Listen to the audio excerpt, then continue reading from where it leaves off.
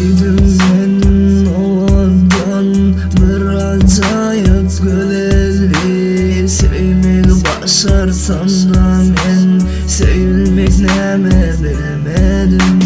Bilyen men degem ok, sen basıp giden ıyğıma. Yönem bilyen sen degen men ömrümün barıma.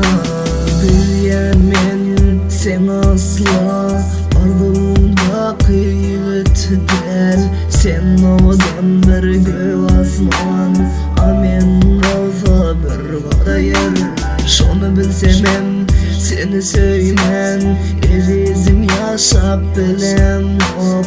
250 gram yüreğim, min maydanım neden o. Güzel eysen, söyleyen olsan sen beni. Yalvarıyorum ben, benim ondan artık kıyınamam. Doy olsun ben, ömrüm ardığım yüreğim sen ki. Bilmesin yar ol, bir ömürlük yarım belki. Dene seni baht etmek, hatta ölümden yetsenem. Şoladı seni küsemek. Taparsın mı, taptın mı, men yala seni düşle seveni. Oylayan mı, bahtlı olun deyip bahtsız edip beni. Sen söyledin hiç açanım, söylemesenim sen kız beni.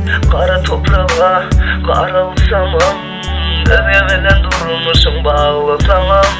Yadımdan çıkan ok, son benim vakitli günüm. Sen yanımda bolanım, bana berin badalam. Seni göryen, onu diyen sadece ehli zatlarım. Yalvarışımı senin görsem de batlı bolayan şol torfat yılgıray. Sen her gönlüm için bir cevek.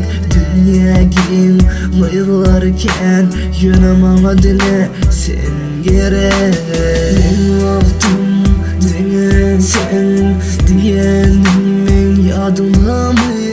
Senden özleyen söyüp bilmem, özemin bahtım bolup bilmez. Giderim bir gün gelip ufak yerlere. Her dem seni yadlap ederim, bir gün sana yeterim. Bir gün sana yeterim.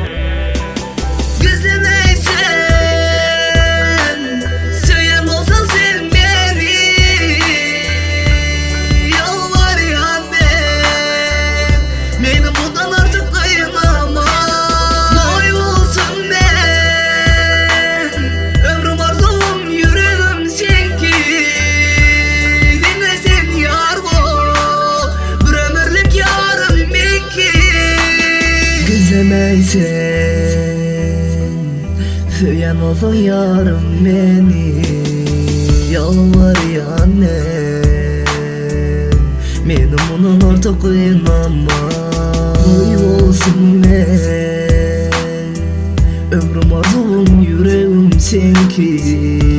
Dinle sen yar ol, bir ömürlük yarım ben ki.